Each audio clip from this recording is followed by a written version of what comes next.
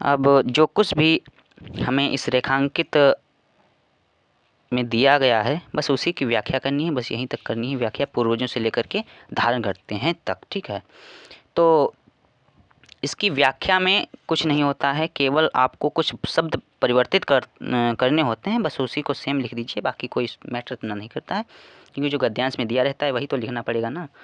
तो जैसे कि दिया गया है कि इसमें पूर्वजों ने चरित्र और धर्म, विज्ञान, साहित्य, कला और संस्कृति के क्षेत्र में जो कुछ भी पराक्रम किया है, हम लिख सकते हैं फिर अपने शब्दों में कि अर्थात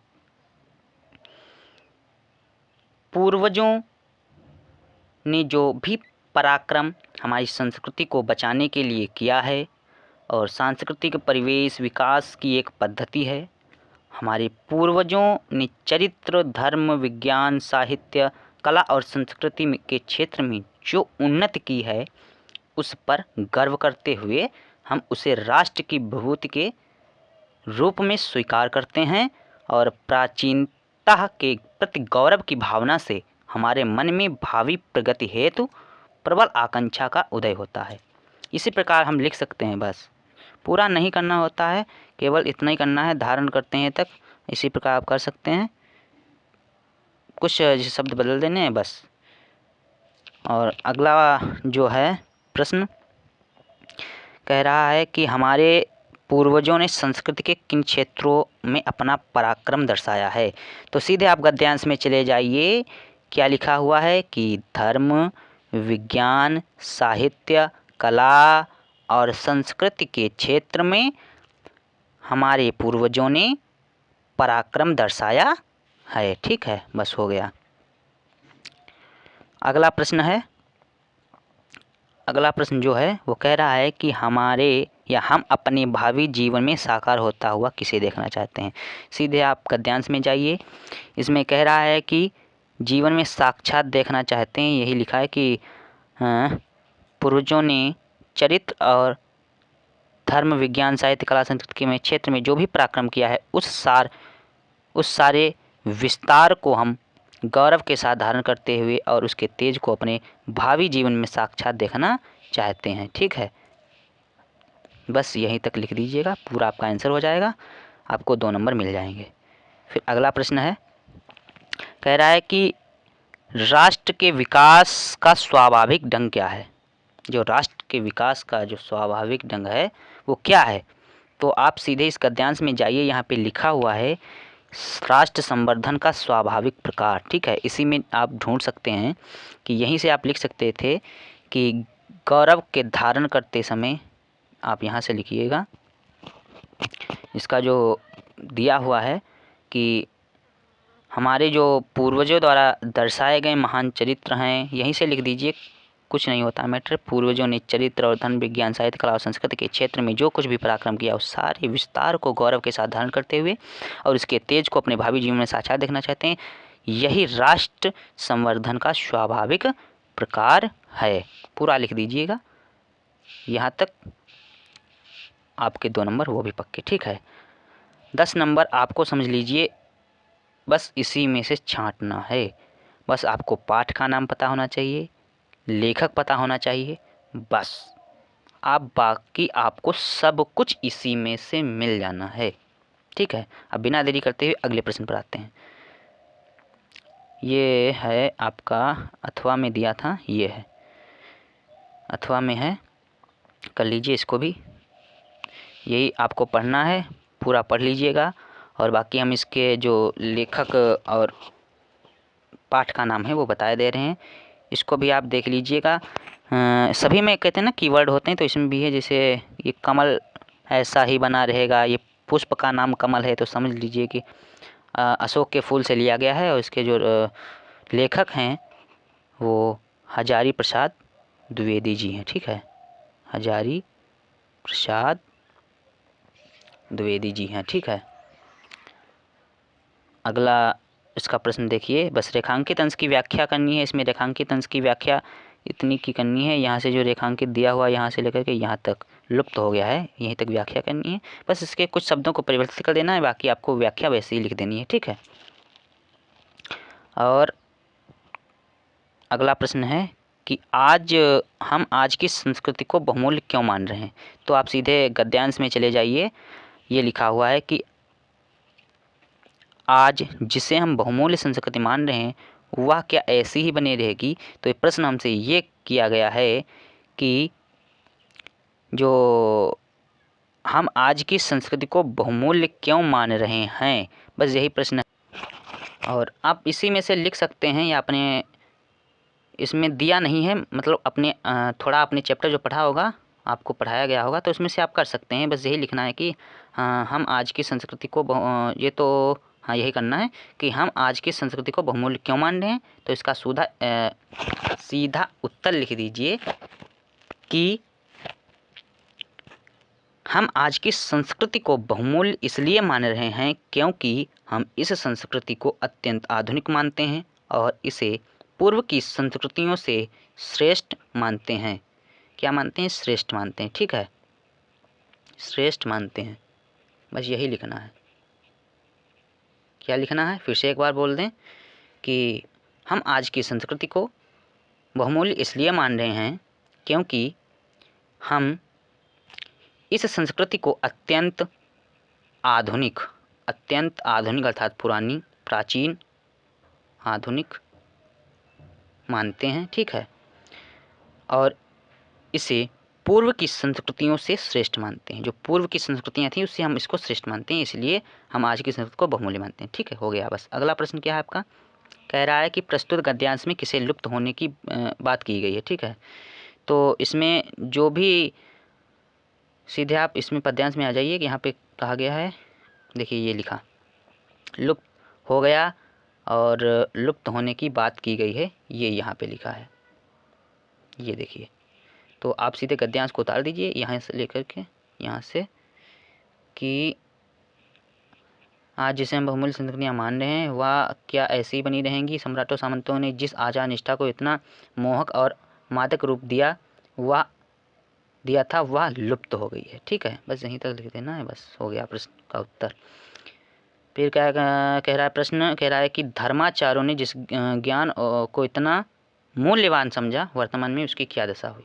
तो सीधा आप गद्यांश में आइए, यहाँ पे लिखा होगा कि धर्माचार्यों ने जिस ज्ञान और वैराग्य को इतना महार्घ समझा था वह लुप्त हो गया। ठीक है, ये लिख देना है। वर्तमान में उसकी क्या दशा हुई, तो यही लिख देना कि वह लुप्त हो गया। ठीक है, बस हो गया प्रश्न। अगले प्रश्न पर चलते हैं। ये आ गया आपका पद्य से। ठीक है, काव्यखंड से आ गया है, काव्यखंड से। आपको करना है सिर्फ यही, बस इसको ध्यानपूर्वक पढ़ना है और बस को पाठ और लेखक का नाम ढूंढ लेना है, बाकी प्रश्न सब इसी में से मिल जाएंगे। ठीक है, दिया हुआ है कि यदि मैं उकसाई गई भरत से हूँ तो पति समान ही स्वयं पुत्र को खोऊं, तो पति समान ही स्वयं पुत्र को खोऊं। ठहरो ठहरो मत रोको मुझे, कहूँ सो सुन लो, पाओ यदि उसमें सार उसे सब चुन लो। करके पहाड़ सा पाप मौन रह जाऊं, राई भर भी अनुताप न करने पाऊं। बस कीवर्ड आपको मिल गया है। कहाँ मिल गया? ये मिल गया, अनुताप। समझ जाइए, केकई के अनुताप या केकई का अनुताप किसने लिखा है। तो केकई का अनुताप पाठ इसलिए यहाँ पे डालना है आपको, इसे मतलब पाठ आपको पता चल गया कौन सा पाठ है, केकई का अनुताप, केकई का अनुताप। ठीक है, और जो इसमें लेखक नहीं, इसमें कवि या रचयिता होते हैं, तो इसके जो हैं वो मैथिली शरण गुप्त हैं। ठीक है, मैथिली शरण गुप्त हैं। ठीक, प्रश्न क्या कह रहा है कि उपयुक्त पद्यांश का संदर्भ लिखिए। हम लोग जानते हैं कि इस तरह से लिख सकते हैं कि प्रस्तुत पद्यांश हमारी पाठ्यपुस्तक सामान्य हिंदी के काव्यखंड में संकलित पाठ का नाम लिख दीजिए। क्या लिखा था? केकई का अनुताप नामक शीर्षक से अवतरित है, जिसके रचयिता मैथिली शरण गुप्त जी हैं। ठीक है, बस इतना ही लिखना है, बस आपको 2 नंबर मिल जाएंगे। बस क्या करना है, इसमें क्या कह रहा है, रेखांकित अंश की व्याख्या कीजिए। तो रेखांकित अंश की व्याख्या में हेडिंग डालेंगे, बस यही लिख देना कि यहाँ पे जो माता केकई हैं वो कहती हैं कि ठहरो मत रोको मुझे कहूँ सो सुन लो, कह रही हैं कि मुझे सभी लोग ठहर जाइए, जो कुछ भी मैं कह रही हूँ उसे ध्यानपूर्वक सुन लो, पाओ यदि उसमें सार उसे सब चुन लो, यदि उसमें कोई भी सार तत्व तो पाओ तो उसे चुन लो, ग्रहण कर लो। करके पहाड़ सा पाप मौन रह जाऊं, अर्थात मैंने इतना बड़ा पाप किया है तब भी मैं मौन रह जाऊं।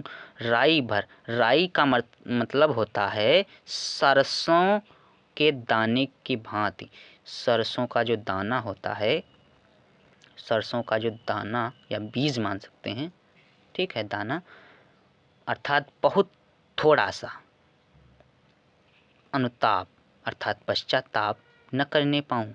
मतलब कहने का अर्थ यही है कि कैकेयी जी कहती हैं कि ठहर जाओ, मत रोको मुझे, जो कुछ भी मैं कह रही हूँ उसे ध्यानपूर्वक सुन लो, यदि उसमें कोई सार तत्व पाओ तो उसे ग्रहण कर लो।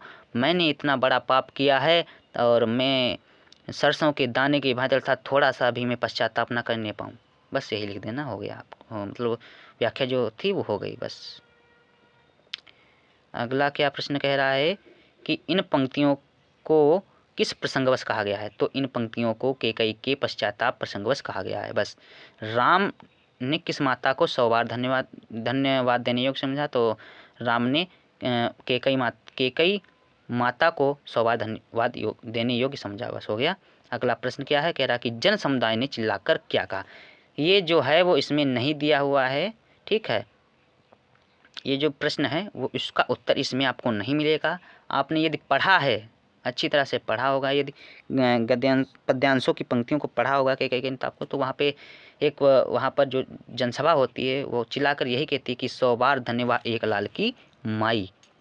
बस यही आपको लिख देना था कि जन समुदाय ने चिल्लाकर यही कहा कि 100 बार धन्यवाद एक लाल की माई, जिसने जन्मा भरत लाल सा भाई। बस अगला अथवा में दिया हुआ है कि कौन हो तुम वसंत के दूत, विरस पतझड़ में अति सुकुमार, घन तिमिर में चपला की रेख, तपन में शीतल मंद बयार। ये जो है जो पंक्तियां हैं वो आपके जो लेखक या वो जो कवि हैं जयशंकर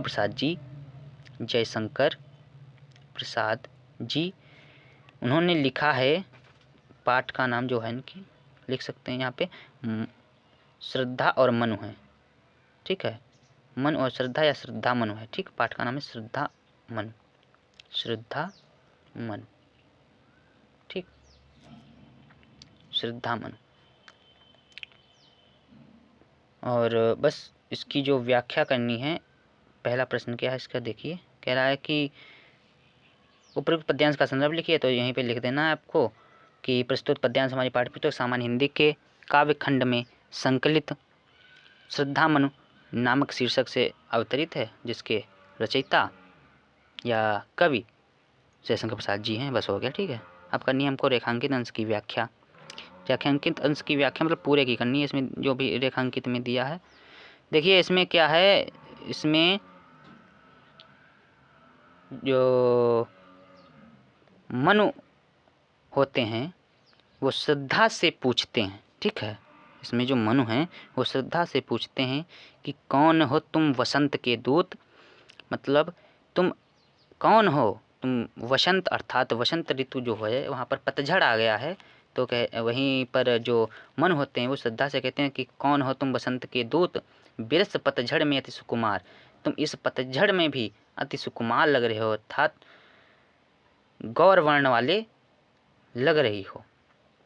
घन तिमिर में चपला की रेख, इस घनघोर अंधेरे में चपला अर्थात बिजली की रेखा की भांति चमक रही हो। तपन में शीतल मंद बयार, और अपनी इस शीतल मंद बयार अर्थात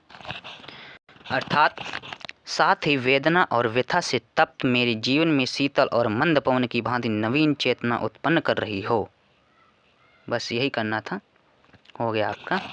फिर इसका जो अगला प्रश्न कह रहा है कि इस पद्यांश में कौन किससे प्रश्न कर रहा है? तो हम कह सकते हैं कि इस पद्यांश में जो मनु है वो श्रद्धा से प्रश्न करते हैं। ठीक, बस इतना लिख देना है बस। और अगला जो प्रश्न है कि बादलों के मध्य में चपला किसे बताया गया है, तो बादलों के मध्य में चपला जो है वो श्रद्धा को बताया गया है। ठीक है, बादलों के मध्य जो चपला बताया गया है वो श्रद्धा को बताया गया, क्योंकि वही जो है अर्थात बिजली की रेखा की भांति चमक रही हैं, इसलिए उनको चपला के नाम से यहाँ पर विभूषित किया गया है। और बादलों के मध्य चपला जो है वो श्रद्धा को बताया गया है। अगला प्रश्न कह रहा है कि इन पंक्तियों में किस रस का प्रयोग हुआ है, तो हम कह सकते हैं कि ये जो पंक्तियाँ हैं सभी श्रृंगार रस की जो पंक्तियाँ हैं। ठीक है, तो यहाँ पर आप लिख सकते हैं कि इन पंक्तियों में श्रृंगार रस का प्रयोग हुआ है। बस हो गया, आगे बढ़िए, ये हम लोग कर चुके हैं। ठीक है, बस इसमें आपको जीवन परिचय लिखने हैं। अगला प्रश्न है, इसमें सब जीवन परिचय आपको देंगे। इस भाषण का कन्हैयालाल मिश्रा का, डॉक्टर हजब चौधरी, ये अपने आप से कर लीजिएगा। और फिर पद्यांश में दिए होंगे मैथिली शरण गुप्त, जयशंकर प्रसाद, सुमित्रानंद, किसी एक का करना है, ये ध्यान रखना, किसी एक कवि का या एक लेखक का इसमें मतलब करना है।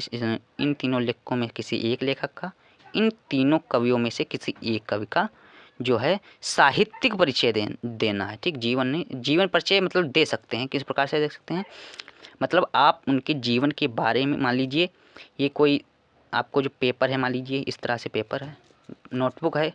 ठीक है, ठीक, फिर इसमें जो होता है आप इस तरह से यहाँ पर आपको कॉलम बनाना है।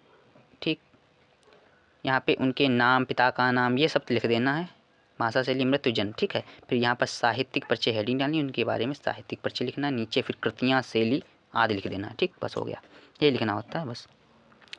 और यही आप ये दिया है कि ध्रुव यात्रा अथवा पंचलाइट कहानी के उद्देश्य को अपने शब्दों में लिखिए। अधिकतम शब्द सीमा 80 से अधिकतम शब्द सीमा 80 होनी चाहिए। ठीक है, अथवा आप कर सकते हैं कि पंचलाइट कहानी, जो पंचलाइट कहानी की कथा वस्तु है उसे संक्षेप में लिखिए। जो पंचलाइट है, हम लोग जानते हैं कि इसको गांव के पंचों ने मिलकर, अर्थात 5 लोगों ने मिलकर इसको खरीदा था। इसको पेट्रोमैक्स मतलब कहते थे, और जब 5 लोगों ने मिलकर लाया तो गांव वालों ने इसे पंचलाइट की उपाधि दी थी। बस इतना है, और ये आप लोगों ने पढ़ा होगा, ये आप लोग कर लीजिएगा। इसका सारांश है, बस संक्षेप में लिखना है। बहुत अच्छा सा खंडकाव्य है ना, खंडकाव्य आपको यहाँ पे दिया है, और ये पंचलाइट आपकी कहानी थी। ठीक है, पंचलाइट को जो लिखा है फणीश्वर नाथ रेणु ने लिखा है, ये ध्यान में रखना है। और अगला जो स्वपठित खंडकाव्य का उत्तर, जी प्रमुख बात की 40 खंडकाव्य की कथावस्तु संक्षेप में लिखिए। तो खंडकाव्य जो है सभी के ज़िले में अलग अलग चलता है। जैसे लखीमपुर में त्यागपथी चलता है, रामेश्वर शुक्ल अंचल का है त्यागपथी। ठीक है, और बाकी जैसे जो हैं उनमें अलग चलता है, जो भी ज़िले हैं, ज़िले वाइज सब बटा होता है खंडकाव्य। तो कुछ सभी जगह जो ज़िले हैं वहाँ बदला होता है खंडकाव्य, वो अपनी अपनी ज़िले के वाइज पढ़ लीजिएगा आप लोग बस। और अगला जो है प्रश्न वो देखिएगा, इसका जो संस्कृत अनुवाद है और ससंदर्भ इसको लिखना है, करना है आपको। कह रहा है कि दिए गए संस्कृत गद्यांश को किसी एक का ससंदर्भ हिंदी साहित्य अनुवाद कीजिए। संदर्भ हिंदी भाषा में अनुवाद करना। ठीक है, तो आपको संदर्भ लिखना पड़ेगा, यहाँ पे संदर्भ हेडिंग डालेंगे। ठीक है, उसके बाद पूरा लिख देंगे। इसमें लेखक ना ही रचयिता कुछ नहीं होता है, केवल और केवल पाठ का नाम लिखना पड़ता है। जैसे ये जो है आपका संस्कृत भाषा या महत्वम से लिया गया है, ये इसके पाठ का नाम है। ये संस्कृत यहीं से शुरू हो गया ना, संस्कृत से, समझ जाइए आप, संस्कृत भाषा या महत्वम से लिया गया है जो आपका पाठ है। पाठ का नाम क्या है? संस्कृत भाषाया महत्वम। ठीक, ये है। और यदि आप इसका अनुवाद करना चाहें तो इस प्रकार से कर भी सकते हैं कि संस्कृतस्य साहित्यम सरसम, संस्कृत का साहित्य सरस, व्याकरणंच सुनिश्चितम, अर्थात और व्याकरण सुनिश्चित है, मतलब संस्कृत का साहित्य सरस और व्याकरण सुनिश्चित है। तस्य गद्य पद्ये च लालित्यम, उसके गद्य और पद्य में लालित्य, भाव बोध सामर्थ्यम, अर्थात भाव बोध की सामर्थ्यता और अद्वितीय श्रुति माधुर्य, यहाँ पे लिखा है कि अद्वितीय श्रुति माधुर्य च वर्तते, अर्थात इसकी जो अनुपम श्रुति माधुर्य है। और कह रहा है कि किम बहुना निर्मार्थम यादृशीं सत्प्रेरणानां संस्कृत वाङ्मयस्य ददाति। ठीक है, अर्थात इसका जो अनुवाद होगा कि किम बहुना, अधिक क्या कहें, चरित्र निर्माण की जैसी अच्छी प्रेरणा संस्कृत साहित्य देता है। ठीक, संस्कृत वाङ्मय संस्कृत साहित्य देता है, वैसी न तादृशी, अर्थात न वैसी कोई अन्य साहित्य नहीं देता। ठीक है, मतलब जो उसका जो अन्य साहित्य नहीं देता है, ऐसा दूसरा जो साहित्य वो हमें नहीं प्रदान करेगा जो हमें संस्कृत साहित्य देता है। ठीक है, फिर क्या कह रहा है कि मूलभूतानां मानवीय गुणानां यादृशीं विवेचना संस्कृत साहित्य वर्तते न्यन्यत्र तादृशी, अर्थात इसके जो अनुवाद है हिंदी में वो इस प्रकार से आप करेंगे कि वैसी अन्यत्र, यहाँ पर लिखा है कि मूलभूतानाम, अर्थात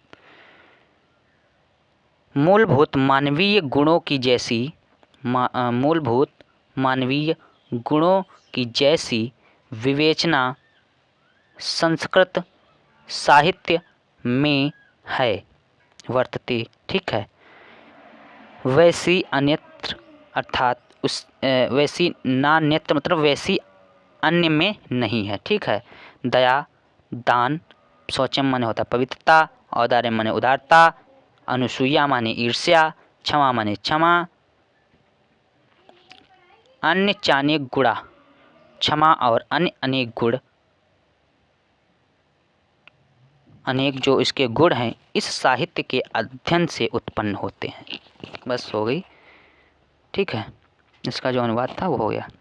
अगला जो है अतीते प्रथम कल्पे चतुष्पदा सिंह राजकुर्मस्या, ये जो आपका है मृत्यु वो नृत्य जातकम से लिया गया है, इसको भी आप कर सकते हैं। ठीक है, अब अगले प्रश्न पर बढ़ते हैं। यहाँ पे है कि दिए गए श्लोक में किसी एक का संदर्भ सहित हिंदी में अनुवाद कीजिए। तो जो आपका पहला दिया है उसको इस तरह से आप लिख सकते हैं कि यहाँ पे इसका संदर्भ लिखना है, तो इसको पढ़ेंगे पहले कि न मे रोचते भद्रम व उलूकस्याभिषेचनम अक्रुधस्य मुखम पश्य कथम क्रुद्धो भविष्यति, अर्थात जो इसका संदर्भ हम लिखेंगे तो यहाँ से आप लोग हिंट लगा लीजिए कि उलूकस्याभिषेचनम, अर्थात उलूक जातकम से लिया गया है। ठीक है, इसका जो संदर्भ है हम इस प्रकार से लिखेंगे। यदि श्लोक दिया है तो आपको वहाँ पर पद्यांश डालना होगा, जैसे प्रस्तुत पद्यांश। ठीक है, यदि आपको जैसे इस तरह से यहाँ पे दिया है, ये वाला गद्य की तरह दिया है कि यहाँ पे लिखा भी हुआ है कि गद्यांशों में किसी एक संदर्भ से लिखना, तो इसको लिखना है प्रस्तुत गद्यांश। ठीक है, ये ध्यान रखना है। यदि श्लोक दिया है तो प्रस्तुत पद्यांश, यदि गद्यांश के रूप में दिया इसको प्रस्तुत गद्यांश में लिखेंगे संस्कृत में। तो इसका जो हम संदर्भ लिखेंगे कि प्रस्तुत पद्यांश हमारी पाठ्य पुस्तक सामान्य हिंदी के संस्कृत खंड में संकलित उलूक जातकम नामक शीर्षक से अवतरित है या उद्धृत है। बस हो गया। ठीक है, अब इसका जो अनुवाद है इस प्रकार से करेंगे।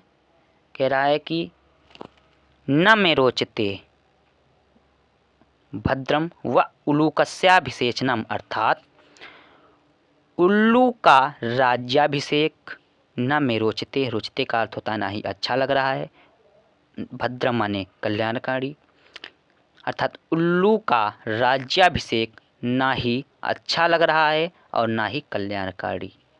ठीक, कल्याणकारी। अक्रुद्धस्य मुखम पश्य कथम क्रुद्धो भविष्यत्। जब ये बिना क्रोध के रहता है तब इसका मुख देखो, यदि यह क्रोध करेगा तो इसका मुख कैसा लगेगा। बस यही करना था। और इसी तरह से आप इसका भी कर सकते हैं कि भाषास मुख्या मधुरा दिव्या गीर्वाणम भारती तस्या ही मधुरम काव्यम तस्मा दपि सुवास्तिम। हिंट हर जगह मिलेगी आपको, बस आपको ध्यानपूर्वक पढ़ना है। सुवास्तिम सुवासित रत्नान से लिया गया है, पहला ही श्लोक है। आप इसको भी उसी की तरह कर सकते हैं। ठीक है, आप आगे बढ़िए। इसके मुहावरे आ गए हैं, बस इसी में करना है कि निम्नलिखित मुहावरों और लोकोक्तियों में किसी एक शब्द का अर्थ लिखकर उसको वाक्य में प्रयोग करना है। तो हम इसके मुहावरे को अर्थ बताए दे रहे हैं, आप बाकी प्रयोग कर सकते हैं, अपनी जैसे करना चाहें वाक्य में प्रयोग उसको कर सकते हैं। ठीक है, जैसे कह रहा कि घोड़े बेचकर सेना, अर्थात निश्चिंत होना। ठीक है, मुट्ठी गर्म करना मतलब घूस लेना। ठीक, घर का ना घाट का कहीं का ना होना। एक पंथ दो काज, अर्थात दोहरा लाभ उठाना। ठीक है, हो गया। आप इसको अपने वाक्यों में प्रयोग कर सकते हैं। बाकी ये आपके लिए अपठित गद्यांश दिया रहेगा और ये उसके स्थान पर आया है जब पहले इसके पहले संधि आती थी, धातु हट गई हैं, विभक्ति हट गई हैं, उन्हीं के स्थान पर 5 नंबर का लगभग, हाँ 5 ही नंबर का होता है। देख रहे हैं अभी 5 नंबर का आता है, इधर दिया देख लें 1 2 2 4 2 1 3 2 5 5 नंबर का यहाँ पर एडजस्ट किया गया है। संधि और विभक्ति और धातु रूपों को हटाकर यहाँ पर अपठित गद्यांश को लाया गया है। ठीक है, तो आप इसको पढ़ेंगे पहले। अपठित गद्यांश है, कह रहा है कि प्राचीन भारत अनेक राज्यों में विभक्त था। राजागण स्वेच्छाचारी न थे, वे मंत्रि परिषद के परामर्श से कार्य करते थे। ठीक, आपको इसको पूरे ध्यानपूर्वक पढ़ लेना है, उसके बाद सीधे प्रश्न पर आना है। तो प्रश्न क्या कह रहा है कि प्राचीन भारत में राजा किसके परामर्श से राज्य कार्य का संचालन करते थे। तो आप यहाँ पर आइए कि मंत्रि परिषद, यहाँ पे क्या लिखा हुआ है, आप यहाँ पर आइए, क्या कह रहा है, प्रश्न क्या है यहाँ पे देखिए। राजागण स्वेच्छाचारी न थे,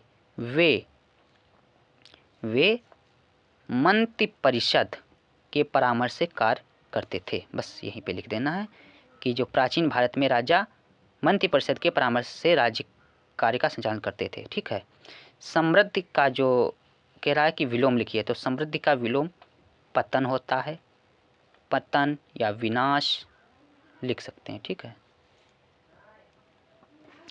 फिर अगला कह रहा है कि सस्य श्यामला शब्द किसके लिए प्रयुक्त किया गया है। तो आप यहाँ पर आ सकते हैं, ये लिखा है सस्य श्यामला, अर्थात फलता भूमि अर्थात उपजाऊ भूमि के लिए यहाँ पर जो सस्य श्यामला है उस शब्द का प्रयोग किया गया है।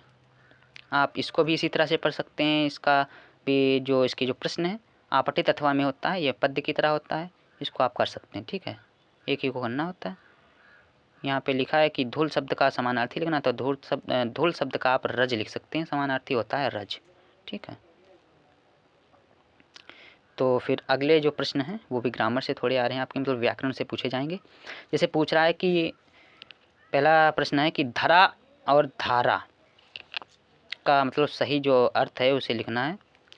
तो धरा अर्थात धरा में से होता है धरती, धारा में से होता है जल का प्रवाह जो होता है, धारा कहते हैं ना, जल की धारा बह रही है, मतलब जल का प्रवाह। तो इसका जो सही उत्तर होगा वो कौन सा होगा, वो होगा पहला वाला, पृथ्वी और जल का प्रवाह। दूसरा है कि कुल और कूल में का सही अर्थ लिखना है। तो कुल का अर्थ होता है वंश और कूल का अर्थ होता है किनारा। तो इसका जो पहला वाला आंसर है वो सही हो जाएगा, वंश और किनारा। ठीक है, अब आपको आगे बढ़ना है। कह रहा है कि इसमें दो दो सभी के वो लिखने हैं, अर्थ लिखने हैं। ठीक है, तो किसी एक शब्द के 2 अर्थ लिखने हैं। तो आप मधु, यदि मधु के लिखना चाहें तो मधु के 2 अर्थ लिख सकते हैं। मधु का अर्थ होता है मधुर, शहद। ठीक है, ये हो गए इसके 2। और योग के लिख सकते हैं आप, योग साधना लिख सकते हैं, या अर्थात होता है इसका जोड़ और मिलन। ठीक है, मिलन इस तरह से लिख सकते हैं। और हर के यदि लिखना चाहें तो हर के अर्थ एक शंकर होता है, एक का अर्थ होता है गधा। ठीक है, गधा। और आगे बढ़िए, कह रहा है कि पैरों से, इसमें क्या कह रहा है कि निम्नलिखित वाक्यांशों के लिए एक सही शब्द चयन करके लिखिए। अच्छा, तो आपको ये इसे दिया रहेगा और इससे एक शब्द बनाना है। ठीक है, तो उसे क्या कहते हैं, जैसे आ गया प्रश्न, यह दिया हुआ है कि पैरों से जल पीने वाला, तो इसे आप क्या कहेंगे? पद्दलित, पद्दलित कहेंगे, या पादप कहेंगे, पदत्राण कहेंगे, या पाद स्पर्शी कहेंगे। तो हम लोग जानते हैं कि जैसे पेड़ पौधे हैं, ठीक है, वो सब नीचे से जो है जल को अवशोषित करते हैं, इसीलिए उन्हें पैरों से जल पीने वाला कहा गया, अर्थात पादप। ठीक है, पादप सही उत्तर हो जाएगा। और जैसे और अगला है कि जो सामान्य नियम के विरुद्ध हो वो अपवाद होता है, इसका जो अपवाद वो सही उत्तर हो जाएगा। अब इसमें क्या कह रहा है कि निम्नलिखित में से किन्हीं दो वाक्यों को शुद्ध करके लिखिए। तो इनमें दो वाक्यों को शुद्ध करके लिखना है कि भगत सिंह का देश सदा आभारी रहेगा, तो इसको आप इस तरह से लिखेंगे कि देश भगत सिंह का सदा आभारी रहेगा या सदैव आभारी रहेगा। अगला है, इसमें इसको भी सही करना है कि 2 2 4 होता है, तो आप लिख सकते हैं इसको 2 2 4 होते हैं। ठीक है, होते हैं, होता की जगह होते कर देंगे, सही हो जाएगा। फिर क्या करना है आपको, सम्मेलन में कवित्री ने भाग लिया, तो इसमें गलत क्या है, तो वो है कवित्री। कवित्री नहीं होता है, कवित्री होता है, कवित्री। ठीक है, ये सही होता है। अगला क्या है, फूलो फलो, तो फूलो फलो है तो इसको लिखा है कि फलो फूलो लिखा है ना, तो इसको आप फूलो फलो कर सकते हैं, फूलो फलो, फूलो फलो। ठीक है, इस तरह से कर सकते हैं। अगला क्या है कि श्रृंगार रस अथवा हास्य रस कोई उदाहरण सहित परिभाषा लिखिए। तो श्रृंगार रस की लिख सकते हैं कि जब भाव विभाव अनुभाव तथा संचारी भाव के संयोग से रति नामक स्थायी भाव जब रस रूप में परिणित होता है, तो वहाँ पर श्रृंगार रस की निष्पत्ति होती है। उदाहरण के लिए आप दे सकते हैं कि दूल्हा श्री रघुनाथ बने, दुल्ही से सुंदर मंदिर माही, गावत गीत सबे मिले सुंदर, वेद जुआजुरी विप्र पढ़ाई। ठीक है, और सबसे आसान तो इसमें आपको ये होना चाहिए हास्य रस। ठीक है, हास्य रस में क्या करना है, बस एक ही परिभाषा है, वो है इस प्रकार से, कहते हैं कि जब, इसको हम लिखे दे रहे हैं परिभाषा पूरी, कि जब भाव कॉमा विभाव, जब भाव विभाव कॉमा अनुभाव तथा संचारी भाव के संयोग से, संचारी भाव के संयोग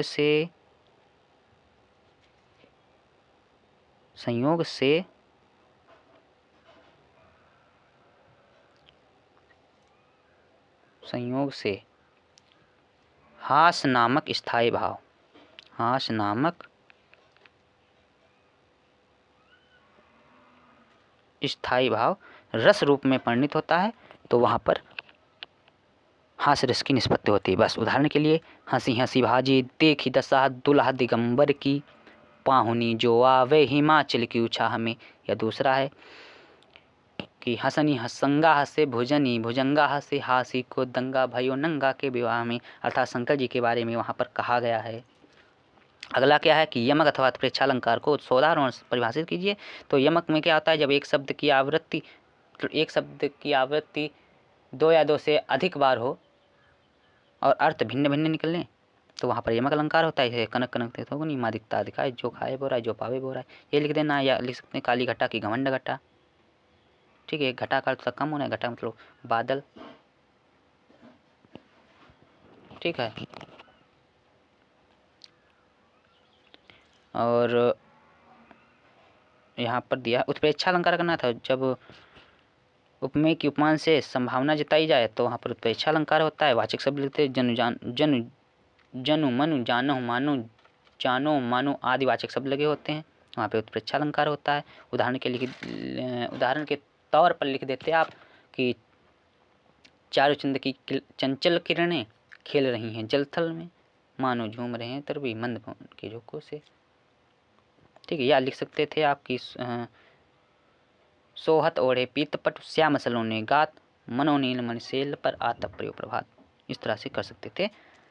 और फिर क्या है, दोहा अथवा सोरठा छंद को उदाहरण से समझाइए। तो दोहा क्या है, दोहा में एक ये अल्प समात्रिक छंद होता है। इसके पहले और तीसरे चरण में 13-13 मात्राएं, पहले और तीसरे चरण में 13-13 मात्राएं, दूसरे और चौथे चरण में 11-11 मात्राएं। ठीक, तो वो क्या होता है, दोहा होता है। दोहा के लिए आप लिख सकते हैं कि उदित उदयगिरि मंच पर रघुवर बाल पतंग विकसे संत सरोसभ हर्षे लोचन भ्रंग। ठीक है, और क्या है सोरठा।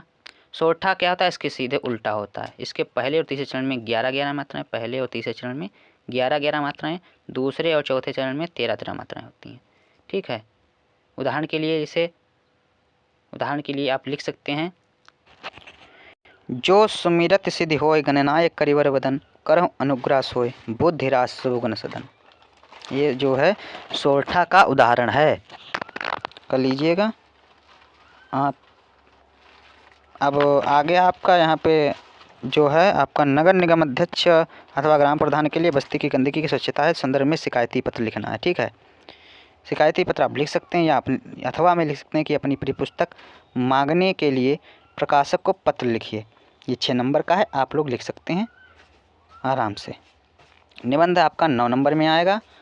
और देख लीजिए निबंध कौन कौन से हैं कि देशाटन के लाभ, खेलकूद के महत्व, वृक्षारोपण की उपयोगिता, नई शिक्षा नीति। देखिए, आप एक प्रदूषण और वृक्षों के महत्व, इन पर एक टिप्पणी आप तैयार कर लीजिए। और ऐसा हमें लगता है कि कोई भी पेपर नहीं होता होगा जिसमें प्रदूषण और वृक्षारोपण किन्हीं दो में से कोई एक टॉपिक फंसा ना हो, वो हर बार पूछा जाता है। तो आप खेलकूद के महत्व और वृक्षारोपण की उपयोगिता और एक प्रदूषण से बचाव, ये इन जो भी बिंदु हैं इन पर अपनी टिप्पणी तैयार कर लीजिए बस। आशा करते हैं पूरा पेपर सॉल्व कराया, समझ में भी आया होगा। और अगला जल्द ही दूसरा मॉडल पेपर लाएंगे। यदि ये मॉडल पेपर आपको अच्छा लगा हो, समझ में आया हो विधिवत, तो आप इस चैनल को सब्सक्राइब कीजिएगा, लाइक कीजिएगा और ज़्यादा से ज़्यादा इस वीडियो को शेयर कीजिएगा। कमेंट जरूर कीजिएगा कैसा लगा। धन्यवाद।